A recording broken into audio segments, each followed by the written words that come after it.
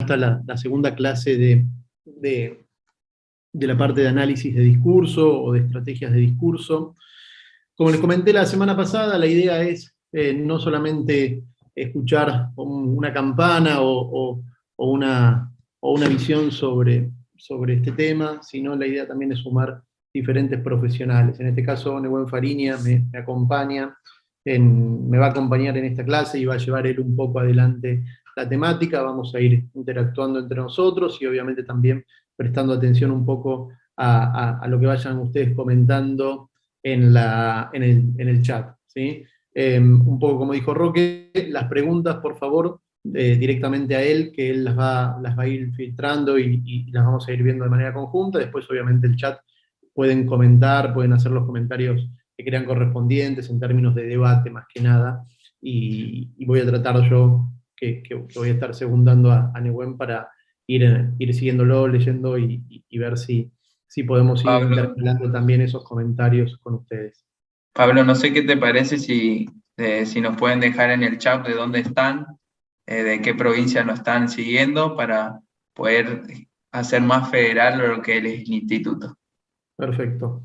Bueno, Nehuen Fariña es licenciado en Ciencias Políticas también, es consultor político, es docente también en la universidad, damos clases juntos en la asignatura de Opinión Pública y Comunicación Política de la Universidad Católica Argentina. Se especializó en el área de comunicación política desde hace mucho tiempo, más allá de su juventud. Tiene también un módulo de comunicación y de manejo de crisis, que está el próximo miércoles 23 a las 17 horas, con lo cual, si todavía no se anotaron, también anótense que ahí Nehuen, que estudió bastante y sobre todo estos 2 últimos años en todo lo que es la comunicación de riesgo, comunicación de crisis, y tiene una presentación sumamente interesante como para que también ustedes puedan ir viendo y nutriéndose de ese tema. En este caso, vamos a seguir un poco en línea con lo que vimos la semana anterior, o continuar con lo que vimos la semana anterior de la parte discursiva. Nehuen, ¿me escuchás bien? ¿Estás ahí? Perfecto, Perfecto. perfecto, estoy acá, estoy acá. Bueno, si querés Bueno, empezar gracias. a compartir la, Dale, la- la presentación dale. Bueno, y ya gracias arrancamos. Pablo. Antes que nada, bueno, me terminé de presentar por ahí. Yo soy consultor. Un poco de lo que quiero hablarles ahora, soy consultor, pero también dedico por ahí un poquito, mucho de tiempo a la parte académica. Así un poco de lo que les voy a hablar hoy es una combinación un poco entre lo que investigué, lo que estudié en la maestría, como yo hice una maestría en comunicación política, con las herramientas prácticas que pude haber obtenido a lo largo de los años trabajando con diferentes clientes políticos, tanto funcionarios de gobierno como candidatos electorales y demás. Entiendo que ustedes ya venían viendo algunos conceptos introductorios en el tema de discurso, entonces voy a dar algunas cositas por sentada, igualmente voy a ir yendo y viniendo. Déjenme cualquier consulta, digo, si creen que voy muy rápido, si podría repetir algo en el chat, voy a tratar de ir imponiendo lo justo y lo necesario ahí. Pero bueno, como les decía, la idea es tratar que la clase sea un poco una ida y vuelta entre contenido teórico, que le da una fundamentación empírica, si se quiere, a lo que estamos charlando, para no charlar cosas en el aire, y sobre todo un poco de la praxis profesional, también para ver cómo esos componentes teóricos se aplican en la realidad y si efectivamente eso se da así o si termina siendo letra muerta, como quien dice. Así que ahora voy a empezar a compartir la presentación. Estamos. ¿Me confirman que se ve? Sí, perfecto. Perfecto, bueno. Y dale a la, Bien. Voy a empezar pantalla con. completa, si... Ok. No, igual va. Se ve bien ahí porque Para creo que que se voy a vea ir un más poco más hacia. grande, porque la otra vez, por lo menos la mía se veía un poco más chica. Si podés darle pantalla completa, Ok, mejor. ok. Ok, voy a ir salteando entonces algunas cositas. Déjame que voy a ponerlo bien. Bien. Esta presentación es un poco más larga, por lo cual voy a ir saltando algunas diapositivas, no se preocupen. Así que bueno, ahí voy. Ahí está.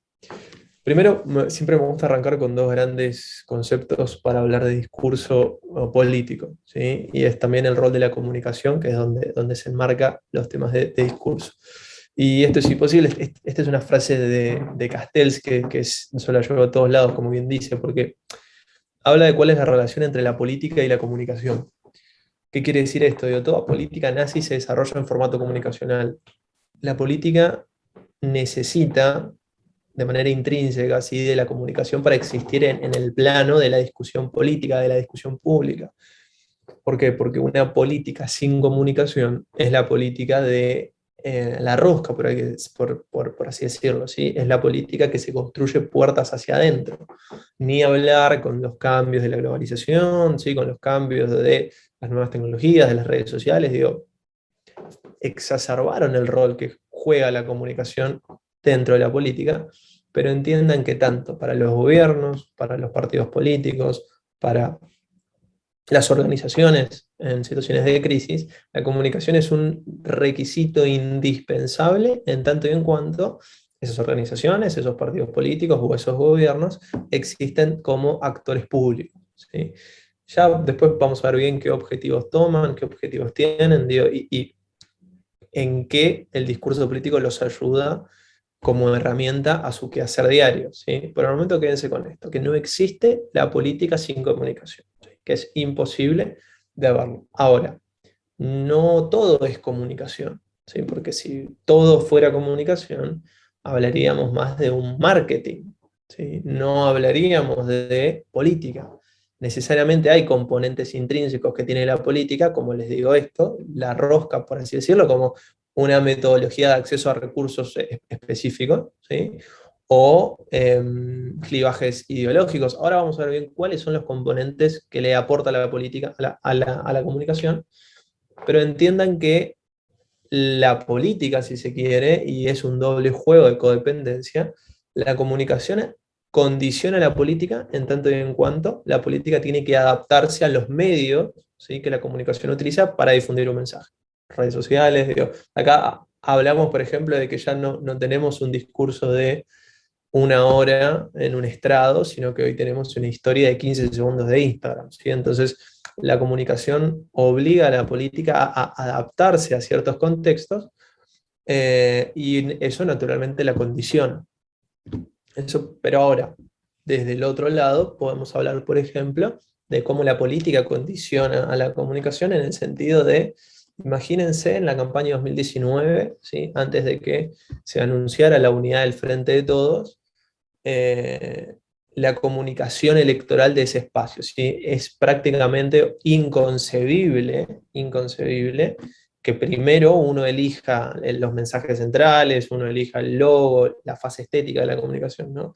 Uno arme los discursos políticos para después, bueno, que los diga este candidato o esta candidata no tiene sentido, ¿sí? Entonces, en el caso, por ejemplo, del Frente de Todos, la unidad le marcó la cancha a la comunicación para el discurso de reestructuración económica. ¿Por qué? Porque no dio ahí un amplio margen para que la comunicación hable de otras cosas, ¿sí? Entonces, digo, por ahí con la analogía de que la política es el cauce, ¿no? Digo, del río, bueno, la comunicación termina siendo el río, efectivamente, el agua que llena ese cauce. Digo, hay ciertos límites, ¿sí? Digo, específicos que la política le impone a la comunicación.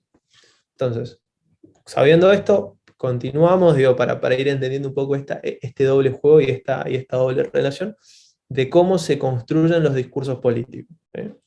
Ahí, bueno, esto es un poco lo que yo les decía, la comunicación en su dimensión estratégica como una herramienta específica que pueda ayudar al quehacer diario en la gestión de gobierno, como ahora vamos a hablar de mito de gobierno, que viene en contraposición a un entendimiento de la comunicación más en su dimensión operacional, que uno muchas veces lo suele escuchar cuando dice yo gobierno bien pero comunico mal. ¿Qué quiere decir esto? No, yo hago todo bien, todo lo que tiene que ver con mi gestión está bien, pero después para expresarme yo me expreso mal. Bueno, eso es un oxímoron. ¿Por qué? Porque si uno tiene problemas de comunicación, eso generalmente termina trayendo problemas políticos, ¿sí? Digo, imagínense, por ejemplo, la vocera presidencial Cerruti cuando dice, no, bueno, hay fallas de comunicación entre el presidente y la vicepresidenta. No, lo que hay es un problema político, que no se ponen de acuerdo, ¿sí? Digo, y que incluso que no se hablen, ¿sí? O sea, que no haya una comunicación asidua entre ellos o entre las diferentes unidades presidenciales, también nos habla de problemas políticos, ¿sí? Entonces, vean como un problema político deriva, perdón, un problema de comunicación deriva en un problema político. ¿Por qué? Porque, como le digo, son las dos caras de lo mismo, ¿sí? Hay una codependencia, una cosustancialidad ahí entre la política y la comunicación, que una no puede existir sin la otra. Vamos a seguir entonces, esto lo vamos a pasar, esto lo vamos a pasar, todo esto lo vamos a pasar, porque son ejemplos que no nos interesan. Esto, entiendo que ustedes algo ya vieron de agenda setting, ¿sí? Igualmente no me voy a meter mucho en este concepto, digo, pero empecemos a definir un poco cómo es el escenario actual, ¿sí? Digo, dónde los políticos, dónde las organizaciones construyen sus discursos públicos, sus discursos políticos hoy en día. Básicamente, ¿qué nos dice? Digo, hay dos roles muy fundamentales que ocupan los medios de comunicación, o al menos se empezó a decir que ocupaban los medios de comunicación en el siglo XX, ¿sí? La primera es que los medios tienen una función que se llama gatekeeping.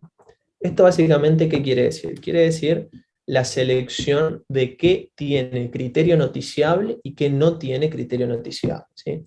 Generalmente, todo lo que los medios consideran dentro de su agenda como noticiable induce a los diferentes actores políticos o a los diferentes actores que forman parte del ecosistema comunicacional a tener que generar una postura, tener que generar un posicionamiento, ¿sí? Y quédense con esa palabra, generar posicionamiento, porque ahora vamos a hablar de qué significa cuando hablamos de generar posicionamiento, ¿sí? Digo, pero entiendan esto. Primero, los medios son selectores de qué temas son noticiables y qué temas no son noticiables, ¿sí? Hay variaciones, hay matices, ¿sí? Hay diferentes teorías de cómo los temas entran a la agenda pública, pero nosotros nos vamos a quedar primero con la de McCombs y Shaw, que es la teoría de la agenda setting. Entonces, los medios como gatekeeping y después, ¿sí? Como segundo concepto introductorio, el concepto de agenda setting. Que el concepto de agenda setting ya nos habla no de qué es noticiable y qué no, sino nos habla de las categorías de agenda, ¿sí? La jerarquía que hay entre esos temas que ya son noticiables, ¿sí? ¿Qué quiere decir esto? Que los medios van a elegir dentro de los temas, ¿sí? Que están en la opinión pública, a cuáles le dan más importancia y a cuáles le dan menos importancia, ¿sí? Incluso dentro ya de los temas que tienen criterio noticiable. Y esto a nosotros nos interesa muchísimo. ¿Por qué? Porque estos temas con los cuales o que cumplen las funciones de criterio noticiable van a influir necesariamente en nuestro posicionamiento, ¿sí? Vamos a ir un poquito más hacia adelante para empezar a entender un poco cómo funciona esto de la imposición de agendas, pero que hoy en día ya los medios, y esto un poco empezaron no sé si verse en jaque, ¿no? Porque hay diferentes teorías con respecto a las redes sociales, pero empezamos a ver que ya la cosita dejó de ser como una cascada, ¿sí? Dejó de ser verticalista y empezó a darse un enfoque conversacional, ¿sí? ¿Qué significa esto? Que empezamos a tener múltiples públicos, que empezamos a tener múltiples agendas y que esas agendas no tienen, ¿sí? No tienen una categorización que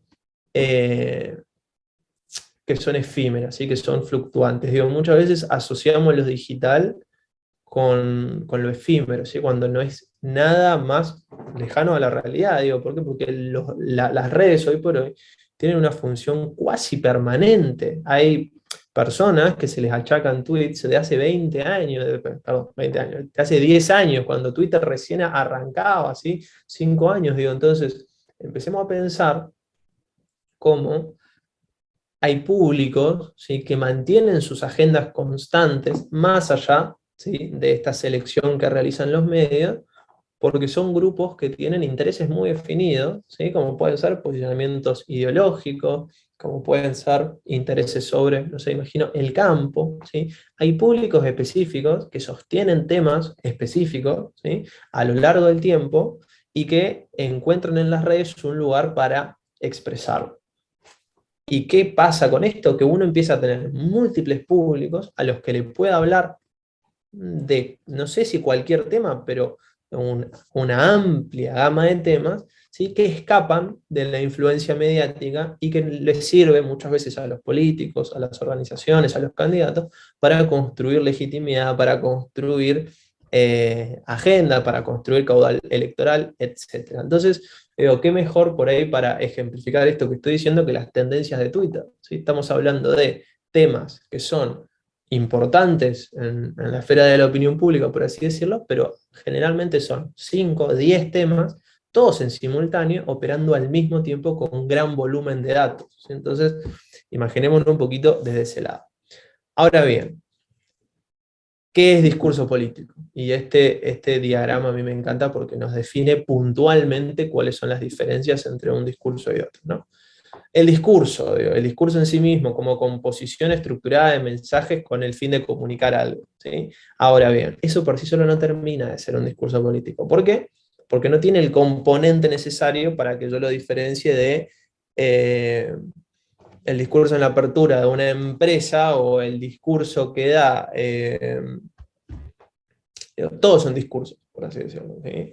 Entonces, ¿cuál es el primer componente clásico a la hora de hablar de discurso político para mucha de la bibliografía de lingüística? Que el discurso político se estructura de forma polémica. ¿Qué quiere decir esto? Si uno piensa por ahí, no recuerdo el nombre de este autor puntualmente, digo, que escribió La esencia de lo político, ¿sí? Digo, ¿cuál era la esencia de la política? El clivaje amigos-enemigos. Entonces, estoy escuchando un poco de ruido. No sé quién tiene el micrófono. Gracias. Se estructura en el clivaje amigos y enemigos. Bueno, eso naturalmente desemboca en la estructura polémica de discurso. Un discurso político siempre va a polemizar, ¿sí? Siempre va a confrontar con un otro que esté enfrente. Y esto es una condición sine qua non. Incluso, y este es también un oxímoron que dice por ahí que todos los discursos ya no tienen más ideología, sino todos los discursos tienen ideología, no probablemente expresados en los mismos símbolos o en la misma estructura que el siglo XX, si ya no hablamos de un sistema ideológico. Pero, por ejemplo, Milley, cuando habla de que él no tiene ideología y que está en contra de la casta política, ¿sí? Naturalmente confronta con un otro específico, ¿sí? Incluso cuando hay actores políticos que dicen, no, nosotros estamos desideologizados, ¿sí? Nosotros actuamos, o sea, nosotros nos paramos enfrente de la vereda de los dogmáticos, de los comunistas, por así decirlo, ¿sí? Ahora bien, incluso ese discurso que se estructura de forma unívoca, por así decirlo, porque dicen que son aideológicos, son post-ideológicos, por así decirlo, confronta. ¿Con quién? Con un otro ideologizado, ¿sí? Entonces, acá empezamos a ver que hay una estructura polémica, ¿sí? Y que esto define la esencia del discurso político, ¿sí? La esencia de la política es la confrontación entre amigos y enemigos, la esencia del discurso político es la estructura polemizante, ¿sí? De el discurso. Y ahí nosotros empezamos a ver que hay dos tipos, ¿sí? Siguiendo esta partecita más hacia la derecha, ¿sí? Del cuadro, que son los discursos tradicionales y los discursos nuevos. Los discursos tradicionales, entiéndase la arenga política, la clásica arenga política del siglo XX. Los grandes oradores del siglo XX, ¿sí? Churchill, ¿sí? Eisenhower, aunque a algunos les guste, los discursos de Hitler, son discursos que tienen componentes de arenga política muy fuertes, ¿sí? Porque había, Perón, hay esencias del líder carismático, ¿sí?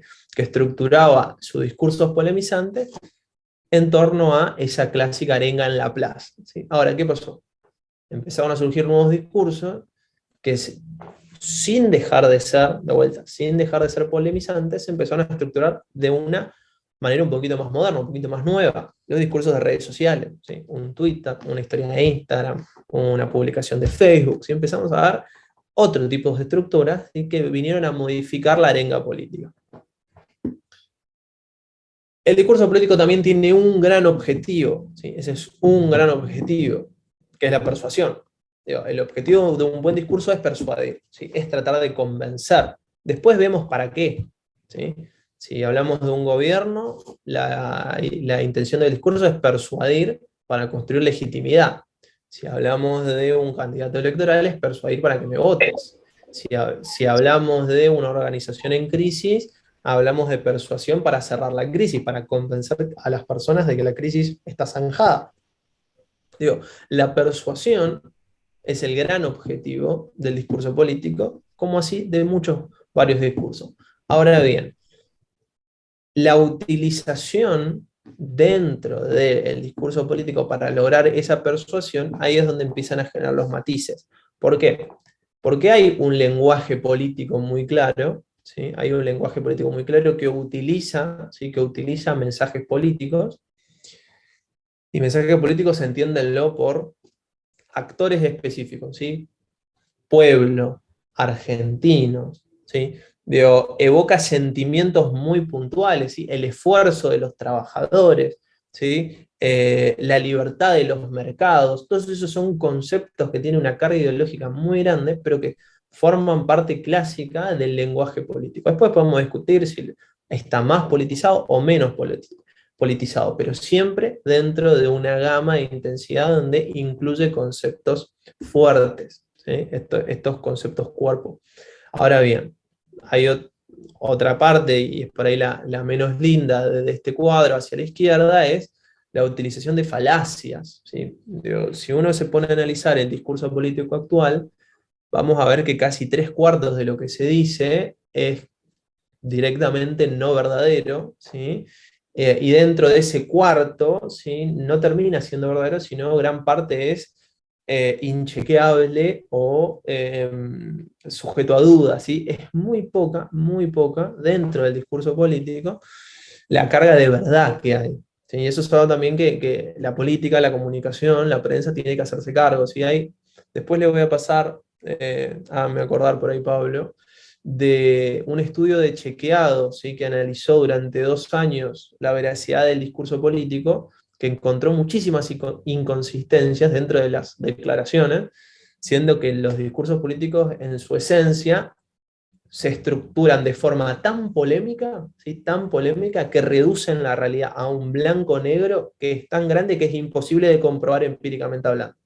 Digo, vean cómo la estructura polémica del discurso político quiebra, ¿sí? Quiebra directamente el objetivo por ahí, o no, porque por ahí persuade mucho mejor, habría que ver, pero quiebran incluso el sistema democrático, haciendo que las personas pierdan credibilidad en lo que le dicen los actores políticos. Entonces, ahí empezamos a entender de dónde surgen por ahí otras personas, digo, dónde surge el fenómeno Milei, ¿sí? Digo, gran parte se empieza a estructurar en los discursos, ¿sí? En cómo los actores enuncian sus intereses, en cómo se presentan hacia la sociedad.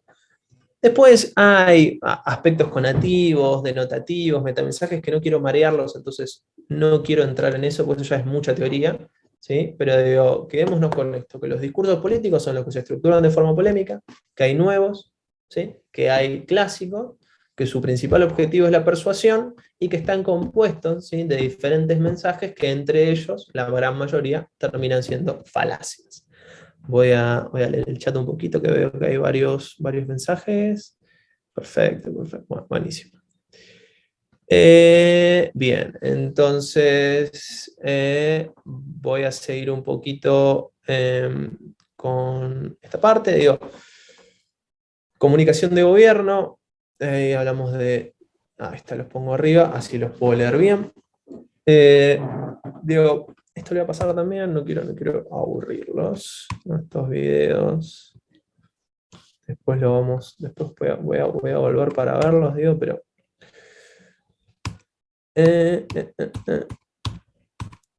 Tampoco esto. Vamos a dar un salto grande a la comunicación de gobierno, ¿sí? A cómo los gobiernos estructuran sus discursos y por qué estructuran sus discursos. El por qué está en una de las filminas anteriores, que básicamente es para generar consenso, ¿sí? No los voy a abrumar con conceptos, para generar consenso. ¿Qué pasa si un gobierno no comunica y no estructura bien su... Sí, Hacer una pequeña bajada con respecto al tema del consenso. Algo charlamos ok, el otro día, ok, pero ok. es importante, digo, porque el otro día charlamos mucho del origen del debate político, ¿sí? Desde los griegos Dale. a esta parte, de cómo, digo, de esta idea fuerza de tratar de convencer al otro, ¿sí? Esto. Con el objetivo bueno, de ganar esa pulseada discursiva. La cuestión, digamos, se complejiza mucho más cuando hay tantas voces, ¿sí? Y al haber tantas voces, obviamente hay espacio para la polémica, para el disenso, como dice ahí, pero digo, sin consenso es imposible poder trazar un camino, ¿sí? Es imposible avanzar, porque si te quedas en el disenso y en las posiciones encontradas, digo, nadie toma una decisión para poder avanzar, o la decisión que se toma es una decisión con muy baja legitimación, ¿sí? Que es algo que estamos viendo actualmente, ¿sí? O que estuvimos viendo en gran parte de por ahí la segunda parte de la pandemia. Entonces, el concepto de consenso en términos discursivos es súper importante, porque uno a la hora de escribir, a la hora de poder desarrollar o llevar adelante un discurso o sentar una posición, tiene que haber líneas que nosotros indefectiblemente encontremos en el otro impacto positivo. ¿Sí? Si nosotros vamos a escribir una pieza de comunicación, un discurso o lo que sea, en el formato que sea, y es todo para confrontar, vamos a saber que no va a tener mayor alcance que eso, ¿sí? Mayor impacto que la confrontación por la confrontación misma. Si nosotros, en cambio, queremos desarrollar un camino, queremos avanzar, queremos progresar, queremos ir para adelante, ese discurso sí o sí va a tener que tener ciertas líneas de consenso o líneas en donde la otra persona se siente identificada como para poder acompañarnos. Bien. Bien, entonces, Pablo, que me dijiste que ponga la pausa acá. ¿Qué es la palabra consenso? Sí, básico y fundamental. La palabra consenso es el orden vinculante, ¿sí? O sea, es en realidad la percepción compartida con respecto a un tema, ¿sí? Que tiene un orden vinculante. ¿Qué quiere decir esto? Yo y Pablo pensamos igual sobre algo, pero ese pensar igual nos vincula al cumplimiento de algo específico. Entonces, toda política pública, y esta es de vuelta una perspectiva intrínseca que tienen las políticas públicas, es que tienen que ser conocidas y valoradas por la mayor cantidad de gente posible, ¿sí? Lejos de pensar en una faz más agonal de la política, por así decirlo, ¿sí? De las elecciones y de la campaña permanente, ¿sí? Y de esa carrera de caballos constante, la política pública, incluso hay políticas públicas que solamente van a ser exitosas en tanto y en cuanto sean conocidas y ampliamente aceptadas por consenso. Por ejemplo, digo, el uso del barbijo.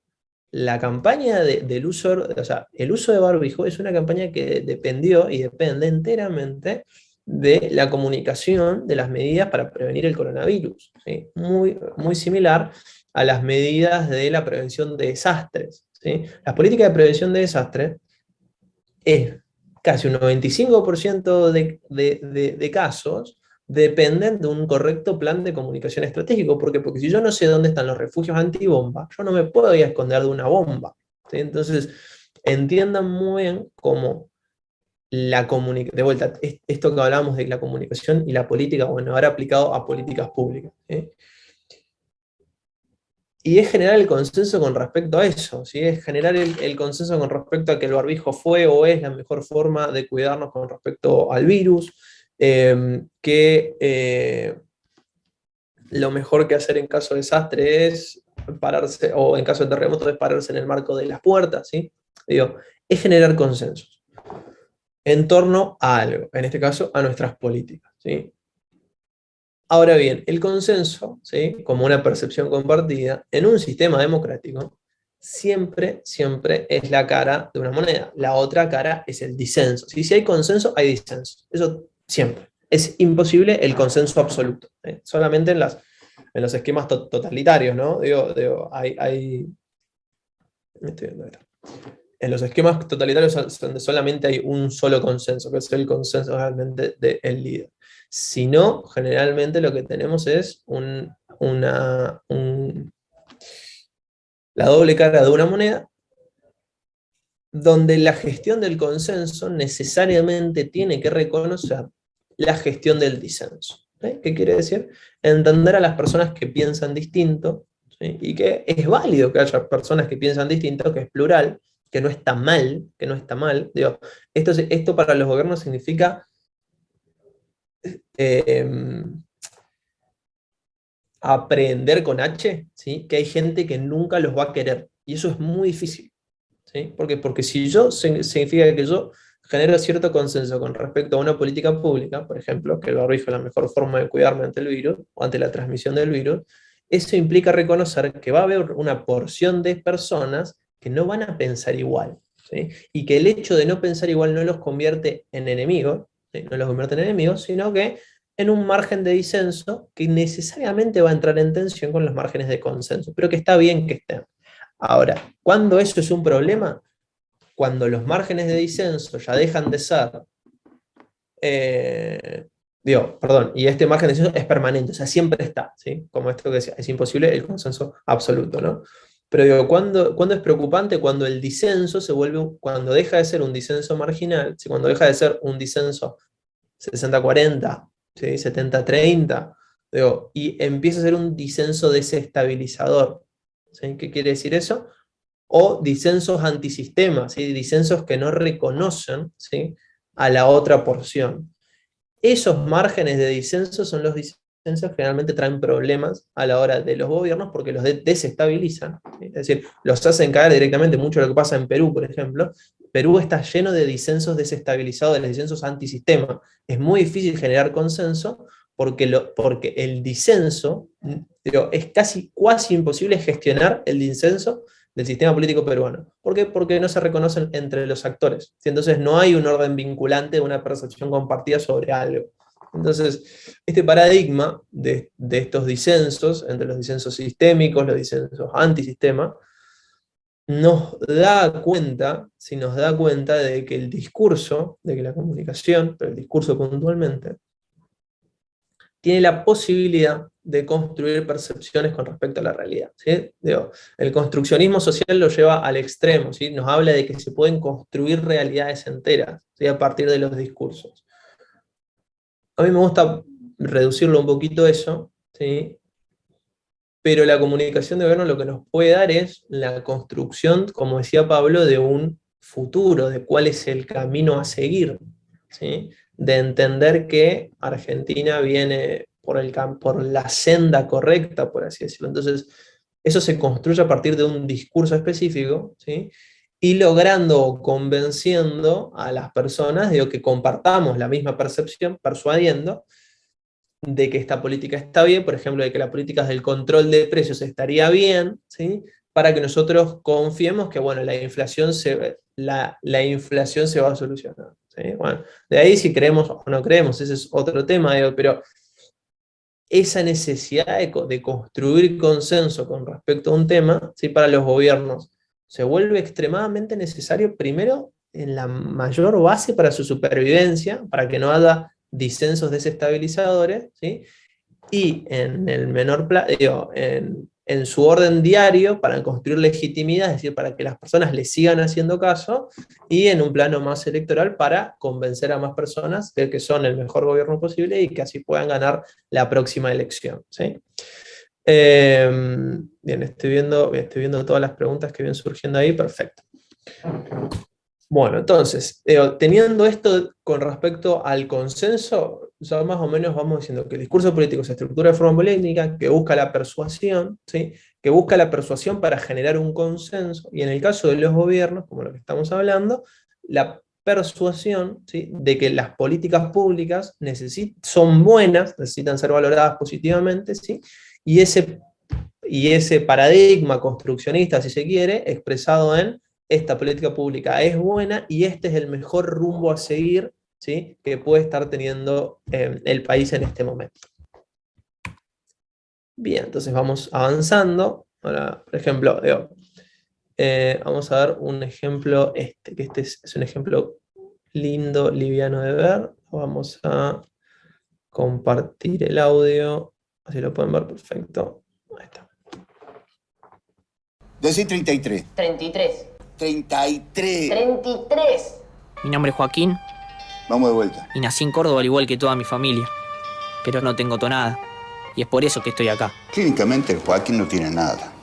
Pero conozco un caso idéntico, donde el paciente se curó yendo al lugar exacto donde fue concebido. Creer o reventar. Entonces nos fuimos para Buenos Aires, donde mis viejos se fueron de luna de miel a buscar mi tonada cordobesa. ¿Estás seguro que las 3:45? Sí. Que vive simplemente. ¿Hablo en cordobés? No hablo en cordobés. ¿Por qué no hablo como ustedes? Pero parece que no estuvieron en un solo lugar. Qué raro, porque fue en este mismo banco. Fueron muchísimos. Acá tampoco fue. Acá pudo haber sido. Y en Platea Baja también. Acá, allá, ¿ves? Ya, papá. Pero no. ¿Pero cómo? ¿Dónde? Y estamos solos, la llevé contra la pared. Muchacho como yo. ¿Y acá? ¿Acá? Allá. Acá tampoco. Anduvimos por toda la ciudad y nada. Pues yo estoy seguro que nos estamos olvidando de algún otro lugar. Métanse que está calentita. ¡Hablo en cordobés!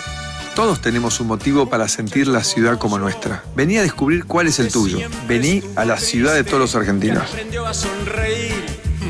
Cuando tú le sonreí. Decí Esto, por ejemplo, es generar consenso en torno a una política pública, ¿sí? En este caso, este discurso tenía como objetivo central el eventual posicionamiento para la campaña presidencial del 2015 de Mauricio Macri, ¿sí?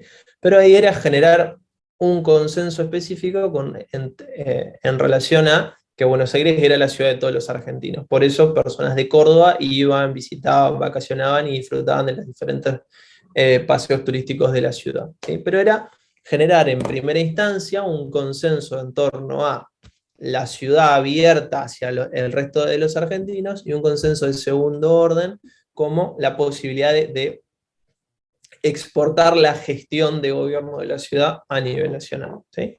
Entonces, el recurso discursivo es la comedia, ¿sí? Entonces, empezamos a ver cómo a través de diferentes recursos más publicitarios,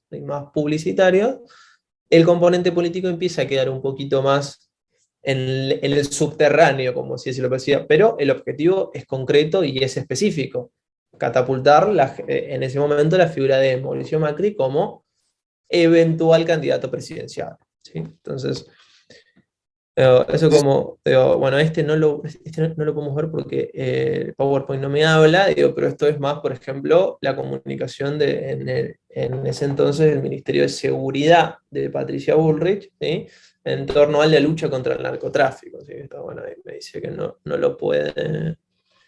Acá Francisca hace un comentario, Net, te interrumpo un segundito. Sí. Dice, la comunicación desde la prensa solo pone énfasis en épocas electorales, luego no se fija en los discursos. Bueno, justo vos estás dando un ejemplo de un discurso o de una construcción discursiva desde la gestión, ¿sí? Quizás un poco, digamos, dándole la razón a Francisca, los medios de comunicación le cuesta un poco entrar en la difusión de políticas públicas, ¿sí? Por ahí hay una brecha y tienden a polemizar más que nada, pero igual están muy atentos a la cuestión discursiva. Sí, hoy habló... incluso... Sí. Perdón, Pablo, justo, pero es Dale. muy atinado. Incluso se nota mucho como el sesgo prensístico, ¿sí? El sesgo prensístico, que esto no habla, ojo, no habla en sentido peyorativo, ¿sí?, de los periodistas, ojo, sino que hay un sesgo prensístico, porque necesariamente son dos ramas totalmente opuestas, porque hablar de consenso en torno a los discursos y a la construcción de legitimidad, necesariamente habla de comunicación, ¿sí? No de prensa, ¿sí? Que prensa es la difusión en los medios específicos con el relacionamiento debido de los actores mediáticos, ¿sí? Entonces, la faz prensística necesariamente desoye ciertas cuestiones, como la comunicación desoye ciertas cuestiones de periodismo, ¿sí? Entonces, ahí es muy importante cuando se empiezan a complementar los equipos, ¿sí? Donde empieza a ser importante tener un director de comunicación y tener un director de prensa, ¿sí? Que a veces pueden trabajar bajo la misma órbita, ¿sí? Pero necesariamente con funciones distintas. Por eso también lo del consenso y demás. Perdón, Pablo, justo que te interrumpí, pero eso generalmente es algo que suele pasar mucho también, ¿viste? Sí, perfecto. Bien, bueno, este es otro tipo, por ejemplo, de discurso político, que ya ven, ya no usa más el tono de comedia, ¿sí? Sino que usa un tono más inventarial. Este es del Ministerio del Interior.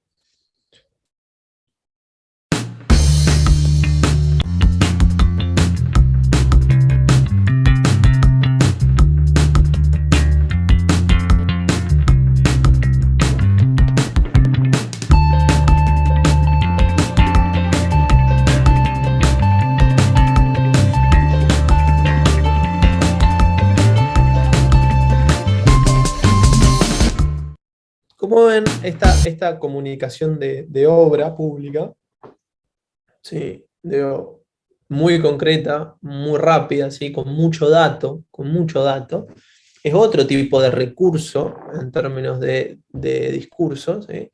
Que lo que ven es que apunta a dar conocimiento con respecto a las obras que se estaban haciendo, ¿sí? En este caso, obras contra las inundaciones, ¿sí? Contra los desagües. Entonces, lo que acá empezamos a ver es que hay diferentes recursos para plasmar un mismo mensaje, ¿sí? Que puede expresarse de distintas maneras. ¿Sí? Puede expresarse a través de la comedia, puede expresarse a través del orden inventarial, ¿sí? Puede expresarse a veces capaz más como un drama, ¿sí? Digo, el recurso comunicacional varía muchísimo, ¿sí? A veces puede ser una imagen, un video, una historia, un discurso, un hilo de Twitter, una red, digo, diferentes formas, formatos, ¿sí? Del discurso político. Pero siempre estamos viendo lo mismo, ¿sí? Un discurso que polemiza, a veces en mayor medida, a veces en menor medida, y que busca, ¿sí? La persuasión con diferentes estrategias, ¿sí? Acá lo que vemos fue algunas estrategias esbozadas muy por arriba de lo que generalmente hacen o suelen hacer los gobiernos, ¿sí? Y acá tenemos que diferenciar dos cuestiones muy grandes, ¿sí? Una cuestión es la comunicación de gobierno y otra cuestión es la comunicación de políticas públicas, ¿sí? La comunicación de gobierno, ¿sí? Su principal objetivo, y esto es lo que decimos cuando generalmente la comunicación de gobierno está compuesta, estoy viendo a alguien que está creo que escribiendo, ¿puede ser? Hay como una cosita roja ahí que se empezó a escribir, no sé si fui yo, pero...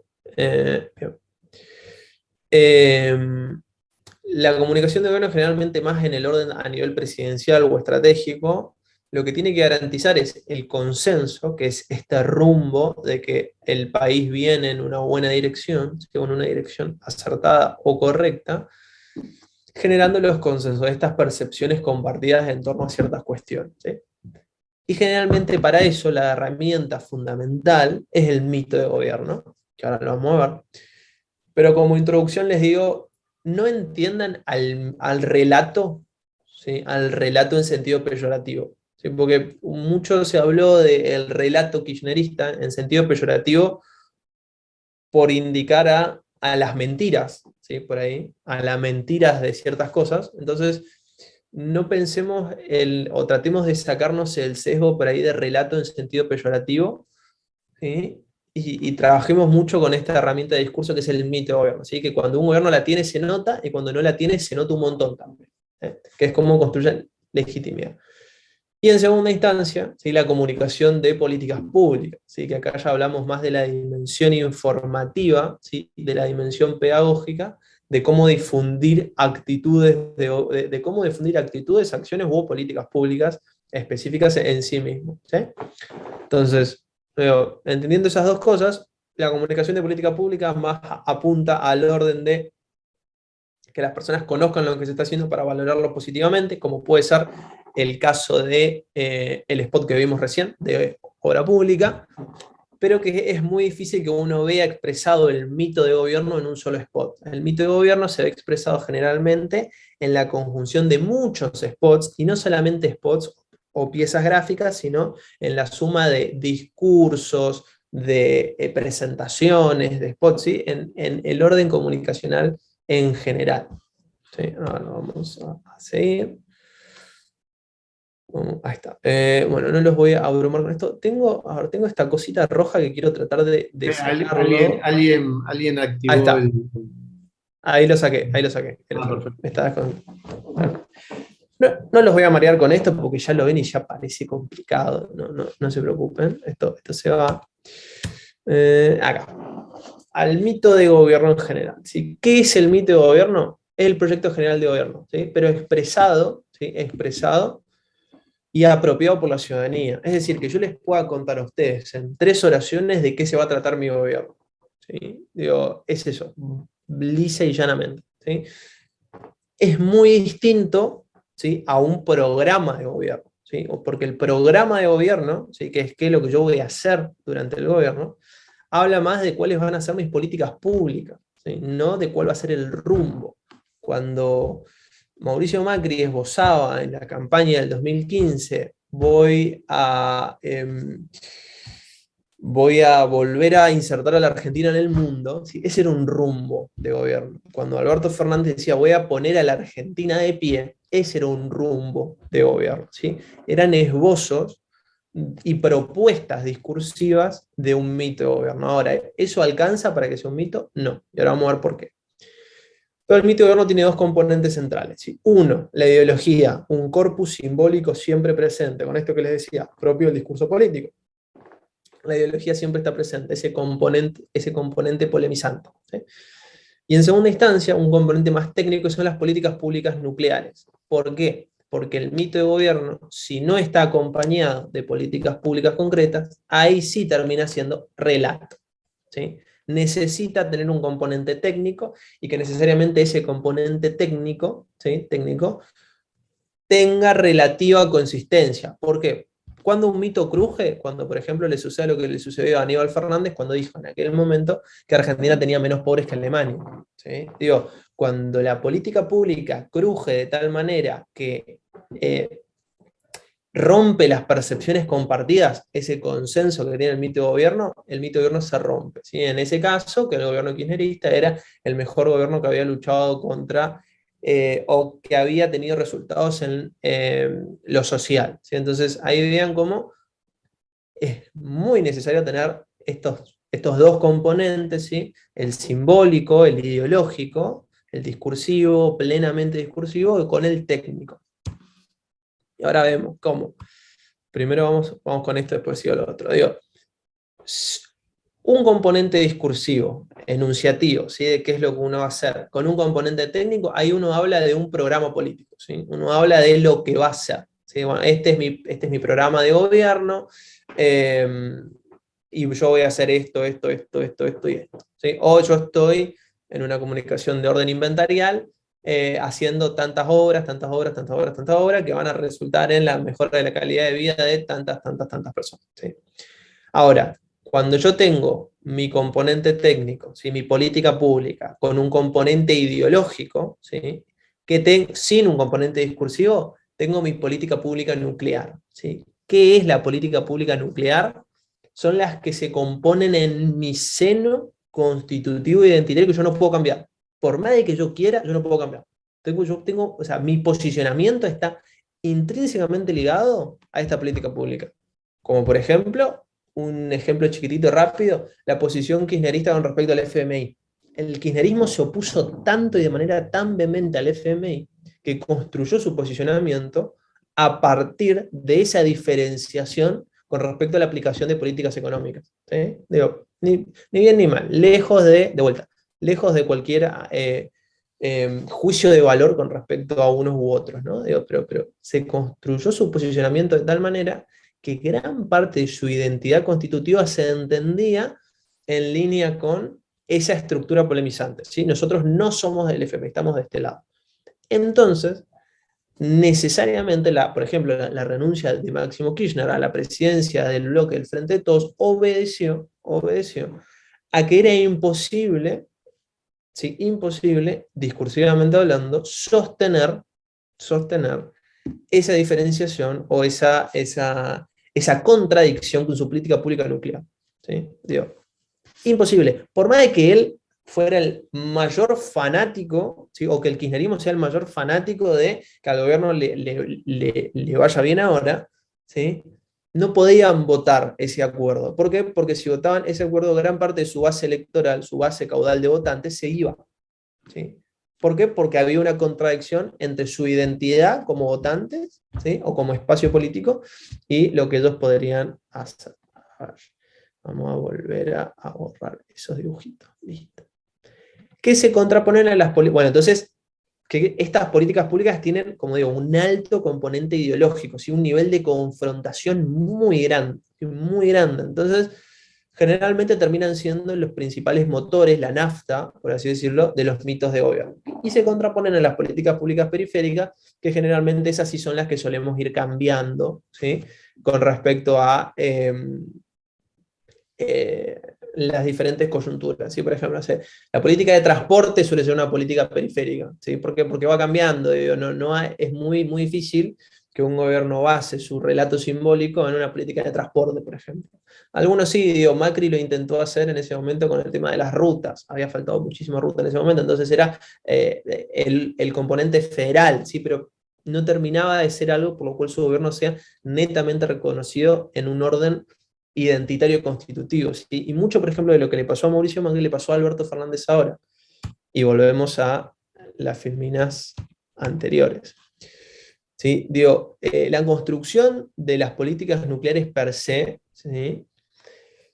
Obedecen a, y esto lo vemos también, y lo introduzco en el concepto de mito, como políticas públicas que son adoptadas por la ciudadanía. ¿Sí? Y en este orden de temas identitarios les voy dando alguna pista. Digo, forman parte de quien yo soy, ¿sí? Por ejemplo, yo podría tener un perfil social, ¿no? Entonces yo voy a creer que la asignación universal por hijo está bien. Independientemente de qué me digan, está bien.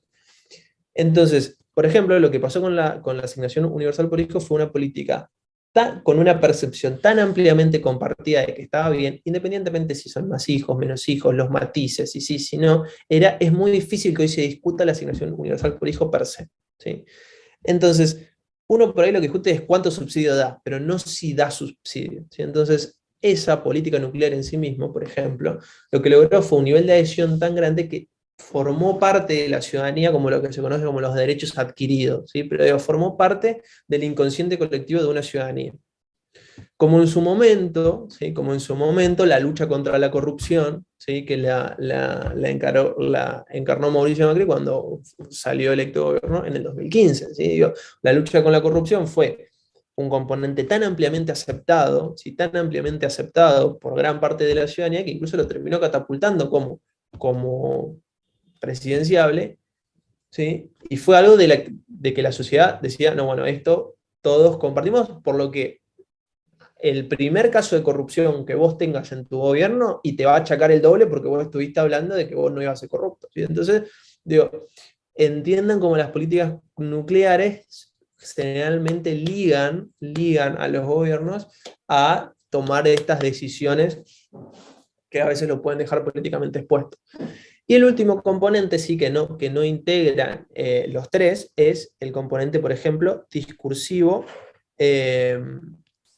ideológico, que esa es la propaganda, ¿sí? Cuando yo hablo en términos discursivos, ¿sí?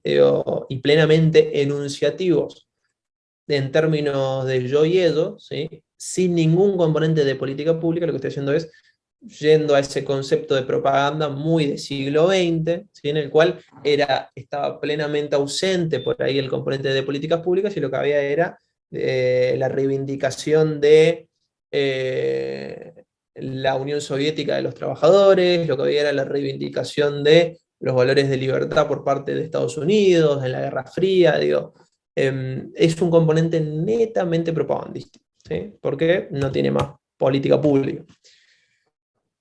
El mito de gobierno, ¿cómo se termina a expresar? Generalmente, y acá es donde está bueno empezar a ver, a ver, vamos a ver, denme un segundito, casi pongo no molestar. Ahí está.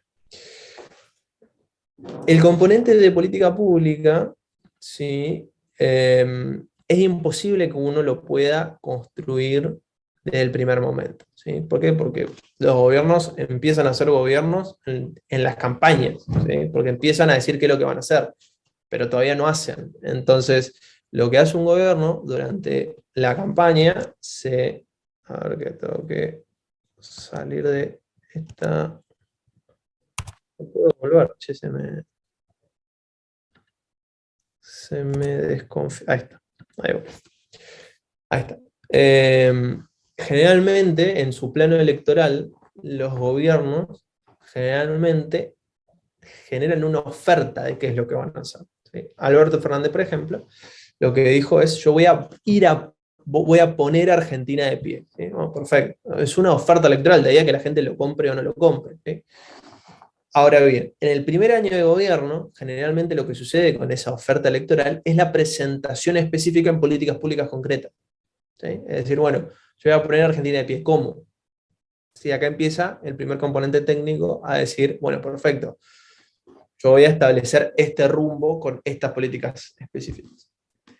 Y en el orden del segundo año, ¿sí? El segundo y el tercer año, a medida que esas políticas públicas se van desarrollando, ¿sí? Que van constituyéndose y mostrando beneficios concretos, generalmente lo que van haciendo es generando las adhesiones pertinentes, percepciones compartidas, si la política pública es buena, si el mito de gobierno está bien solidificado, y terminan formando parte, y la institucionalización es esa, no que son adoptadas por las instituciones, sino que, digo, ¿qué son las instituciones? Son usos y costumbres compartidos por determinadas personas. Bueno, terminan siendo percepciones compartidas por diferentes grupos, por la mayoría de la ciudadanía, ¿sí?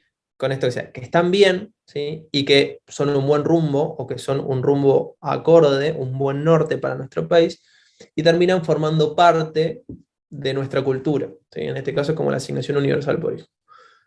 Y para el cuarto año, ¿sí? Para el último año del primer mandato o del mandato de gobierno, generalmente esas políticas públicas que son ampliamente compartidas y valoradas como positivas, terminan obteniendo el orden de la sacralización, es decir, son sagradas, son derechos adquiridos, son cosas que no se pueden volver atrás, ¿sí? O es muy difícil que se vuelvan atrás una vez lograron el concepto específico. ¿Por qué? Porque son apropiadas por la ciudadanía, ¿sí? Ahora bien, hay mitos que son muy difíciles de mantener porque, como todo mito, tienen procesos, desarrollos y finales, ¿sí? Entonces hay mitos que suelen durar un poco más de tiempo, ¿sí? Hay otros mitos que se van cayendo, pero son herramientas indispensables, ¿sí? En la construcción de legitimidad de los gobiernos, ¿sí? Es imposible pensar un gobierno, ¿sí? exitoso desde lo gubernamental sin un buen mito de gobierno, ¿sí? ¿Por qué? Y eso incluso también tomando algo de lo que decía Pablo hace un rato. ¿Qué pasa? ¿Cuál es lo opuesto a la construcción de legitimidad si no es un mito de gobierno? O sea, ¿cómo se imaginan que yo puedo construir legitimidad si no es generando consenso? Puedo construir legitimidad generando disenso.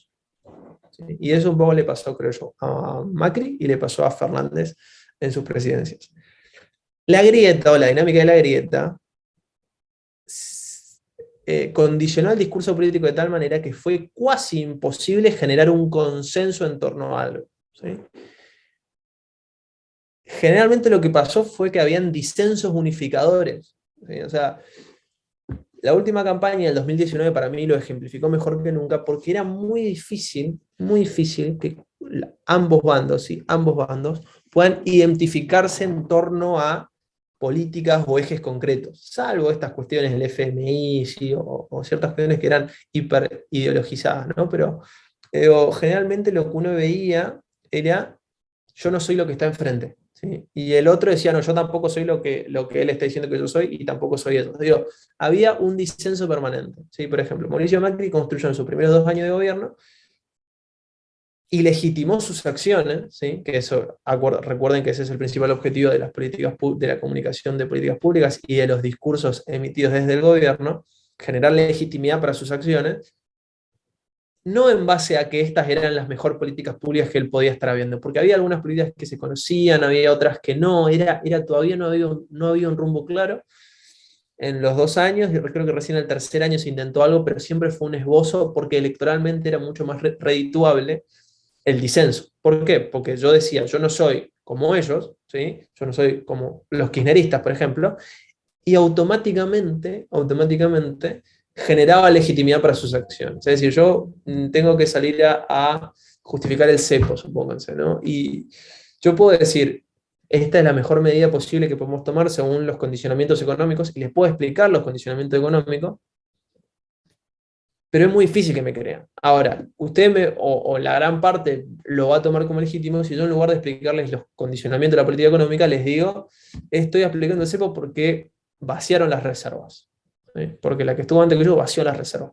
Como por ejemplo lo hizo Alberto Fernández cuando, en lugar de explicar los condicionamientos del contexto económico que lo obligaban a firmar o a propiciar el acuerdo con el FMI, eligió la vía un poquito más fácil, que es esta, la deuda de Macri. Entonces, esto está bien, pero porque yo estoy solucionando lo que hizo otro. ¿Sí? Entonces, ahí vean, ¿sí?, las resistencias de la construcción de legitimidad a partir de la diferenciación o el disenso absoluto, que es lo contrario, ¿sí?, a construir un mito de gobierno, construir en torno al consenso de las políticas públicas. Y el mito de gobierno generalmente sigue un lindo diagrama que lo siguen muchos grandes relatos míticos. La historia de la religión, por ejemplo, es uno, no en sentido peyorativo como relato, como algo falso, ¿sí?, sino como un sistema de mensajes específicos que buscan la persuasión con respecto a ciertos temas.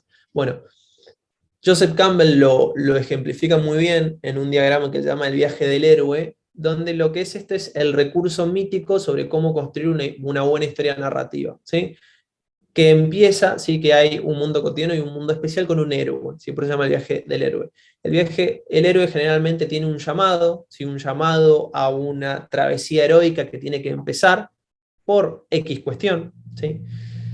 Generalmente dentro de ese llamado él empieza con amigos, empieza a obtener cierta ayuda de otros personajes que van a formar parte de su composición narrativa heroica, lo van a ayudar en este viaje, y empieza una partida, ¿sí?, que lo separa del resto de los mortales, en un mundo especial, ¿sí?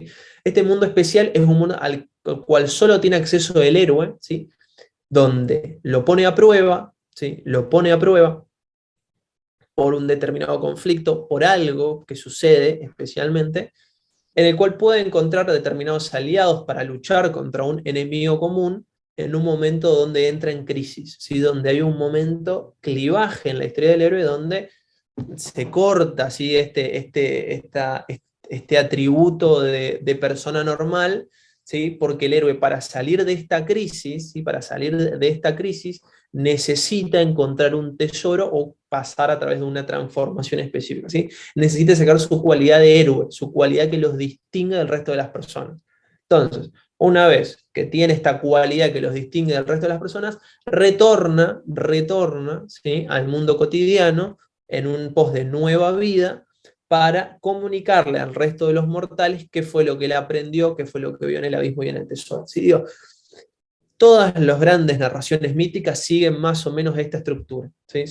La mitología griega, no sé, Hércules, el cristianismo, imagínense incluso los relatos en campañas electorales, y siempre, todos siguen estos recursos narrativos que son los que se utilizan en la conformación del discurso político, ¿sí? Estos elementos, ¿sí?, que conforman el mito de gobierno generalmente se usan en todas las grandes narrativas, ¿sí?, que se construyen desde la política. Así que, bueno, un poco ahí tengo ese ejemplo que no sé si tiene tanto sentido mostrarlos. ¿Hasta qué hora tenemos, Pablo? Tenemos hasta las 6.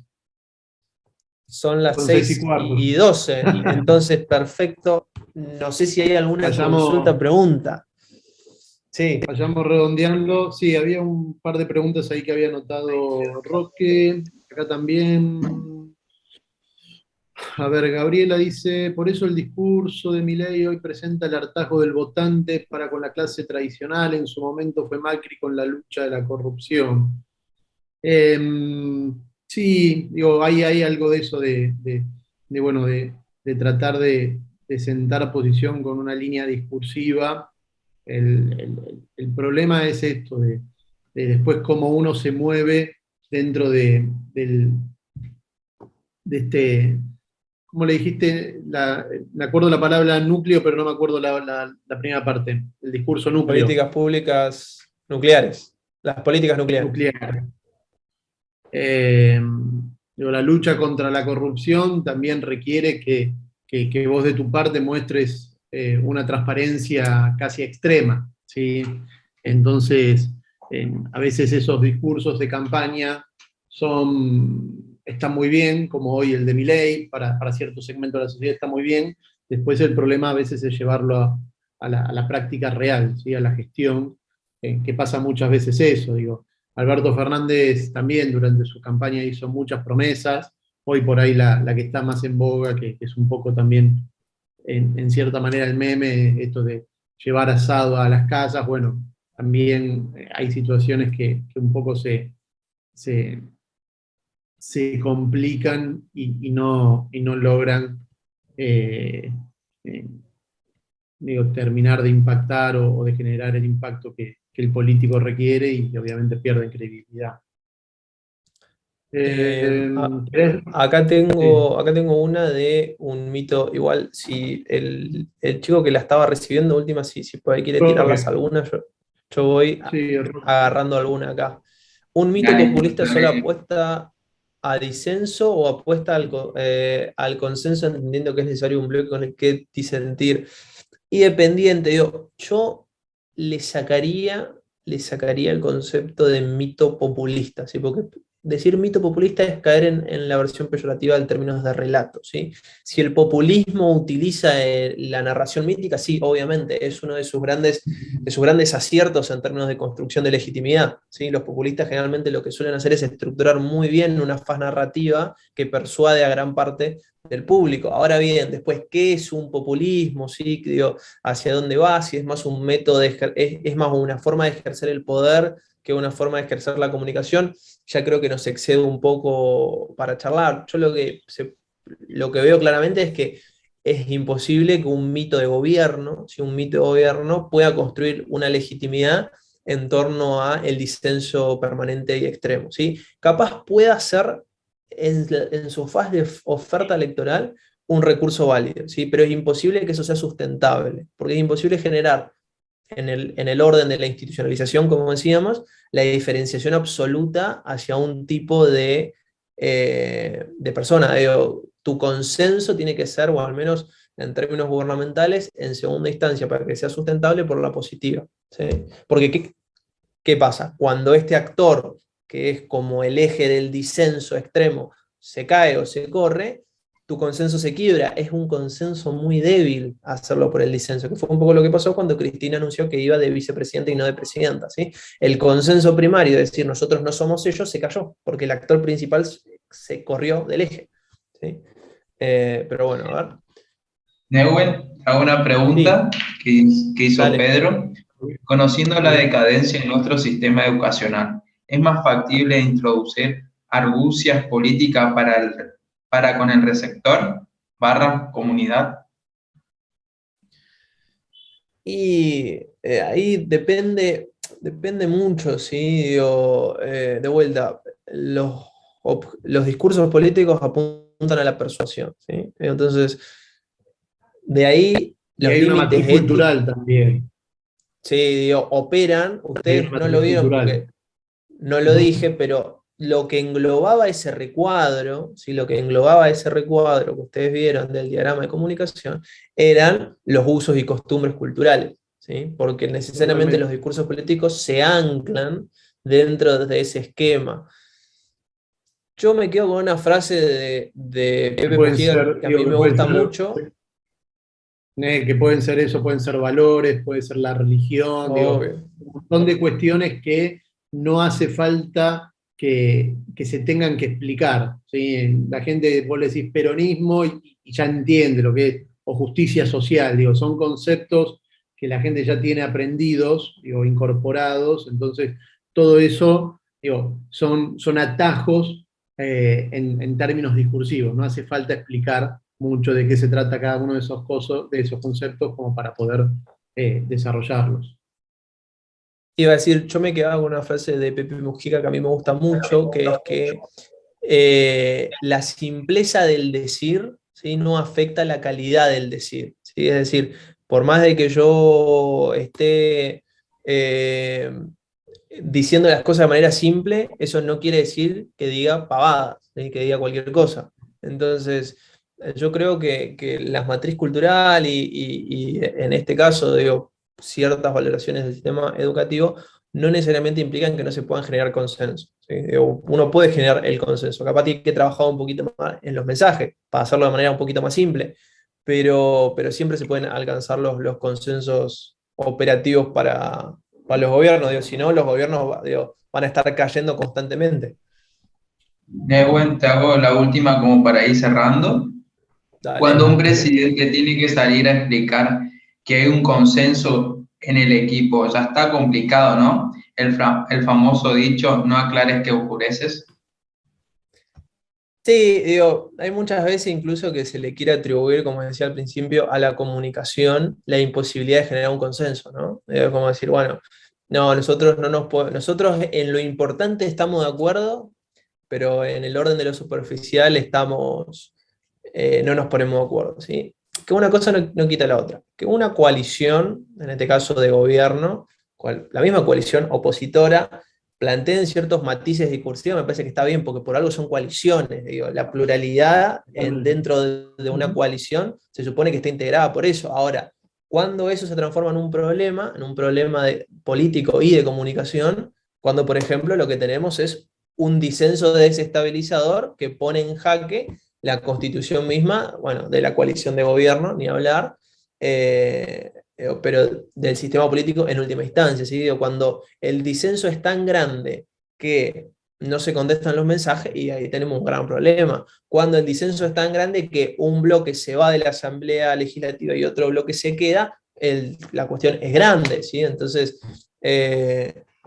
problemas hay siempre. El tema está saber o usar nosotros bien bichos para diferenciar entre un problema de comunicación, en su fase operativa, y que los puede haber, que puede ser un problema de formato, puede ser un problema de las palabras que se emplean en el discurso, pero otro tema muy grande es el problema político, ¿sí? Entender que los problemas de comunicación necesariamente conllevan después a problemas políticos. Así que bueno, con esto muchas veces el atajo o el facilismo apunta hacia eso, hacia los protagonistas, decir, bueno, es un problema de comunicación o hay un problema de comunicación dentro del bloque oficialista o del gobierno, etcétera, etcétera. Y en realidad, digo, por ahí las cosas se resuelven con la comunicación, pero primero es sentarse a debatir sobre ideas, ¿sí? Porque hay ideas contrapuestas ahí. Entonces, y esas ideas ustedes las ven plasmadas en los discursos de cada uno de los actores. Bueno, de qué manera hay actores que buscan el consenso y hay otros actores que están más proclives al disenso. Bueno, ahora sí, Roque, muchas gracias. Sí. Nehuen, muchísimas gracias por tu participación. La verdad que Nehuen ya se ha vuelto también un habitué invitado y docente del instituto, con lo cual, nada, muchísimas gracias. A todos y todas que se quedaron hasta esta hora, les agradezco muchísimo. El lunes que viene es la tercera y última clase, vamos a tener otro profe invitado que es Sebastián Chiape, que en realidad es, más que profe, también es un profesional de la comunicación política. Con lo cual los espero el lunes que viene, que tengan una muy buena semana y bueno, que terminen muy bien el día. Muchísimas gracias por estar del otro lado. Nos vemos en la próxima clase. Recuerden, un breve chivito para el final, el miércoles está, para los que quieran, la clase de manejo y comunicación de crisis. De manejo de crisis. Correcto. Así que los que quieran inscribirse, a la página de Instagram. Chau, chau. Un gran saludo.